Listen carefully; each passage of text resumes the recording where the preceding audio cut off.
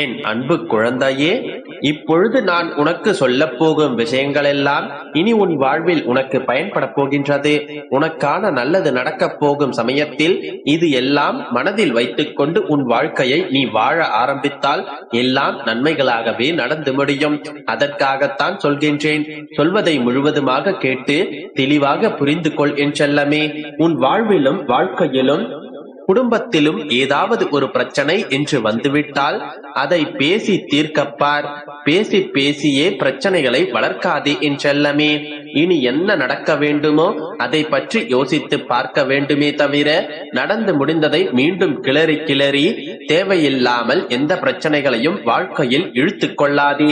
ஏதாவது ஒரு தவறு நடந்துவிட்டால் அதை உரியவர்களிடம் போய் சரியாக சொல்லப்பார்.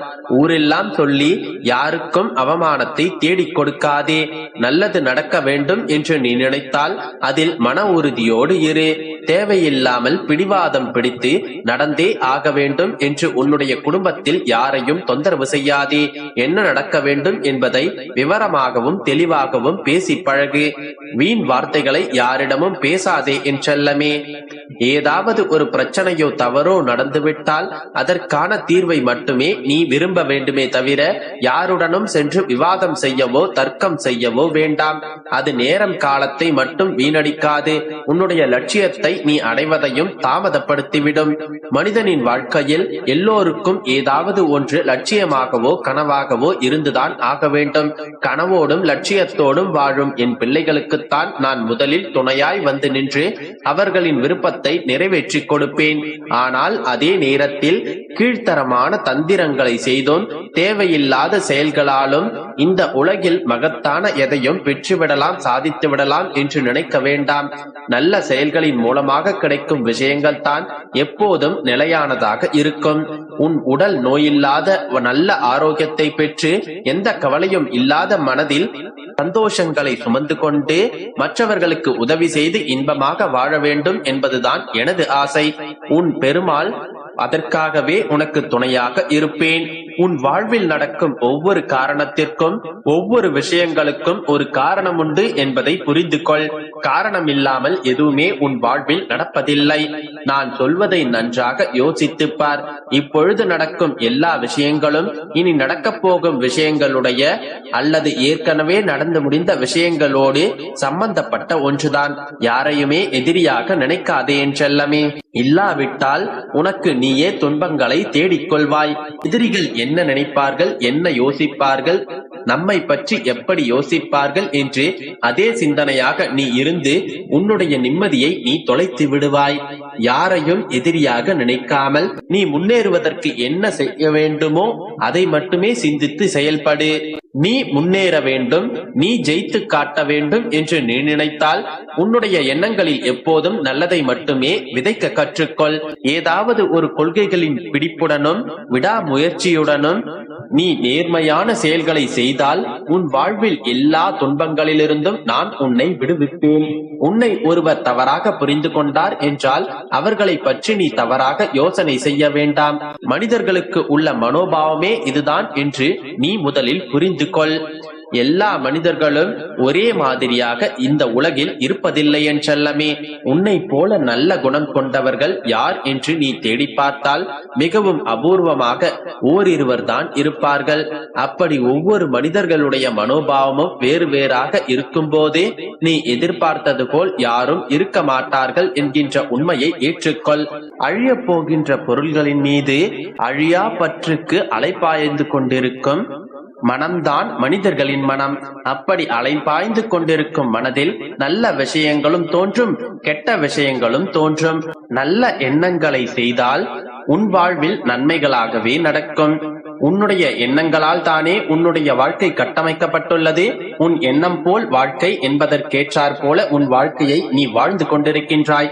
நல்ல எண்ணங்களை நினைத்தால் உன் வாழ்க்கையும் நல்லதாகவே இருக்கும். எண்ணம் தூய்மையடையும் போதுதான் மகிழ்ச்சியானது நிழலை போல உன்னை விடாமல் தொடர்ந்து கொண்டே இருக்கும். எப்போதும் நல்லதையே நினைத்துக் கொண்டு நல்லதையே செய்து கொண்டிரு செல்லமே. ஒருபோதும் உன்னுடைய சிந்தனையால் கூட நீ யாருக்கும் துன்பம் தர நினைக்க கூடாது. எப்போதுமே உனது சிந்தனையும் செயலும் மற்றவர்களுக்கு நன்மையையும் ஆறுதலையும் அளிக்கக்கூடியதாக தான் இருக்க வேண்டும். உன் மனதை அடக்கியாள முதலில் நீ பழகிக் கொண்டாலே போதும். இந்த உலகத்தையே உன் வசமாக நீ மாற்றிவிடலாம். அதனால் நம்பிக்கையோடு இரு, நல்லதே நடக்கும். என் அன்பு குழந்தையே, அப்பா ஆடம்பரமாக வாழ்வதற்கு கூட அதிகம் போராட தேவையில்லை. நிம்மதியாக வாழ்வதற்கு சாகும் வரை போராட வேண்டி இருக்கின்றது.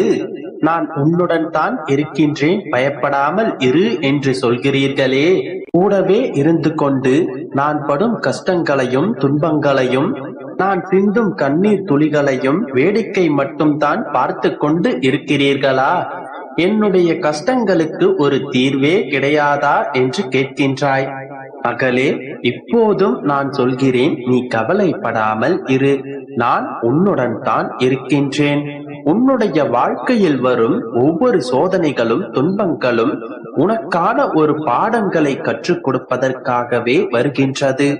உனக்கு வந்திருப்பது எவ்வளவு பெரிய சோதனை என்று கடவுளிடம் சொல்லாதே. உனக்கு துணையாகவே இருப்பவன் எவ்வளவு பெரிய சக்தி என்பதை அந்த சோதனையிடம் சொல்.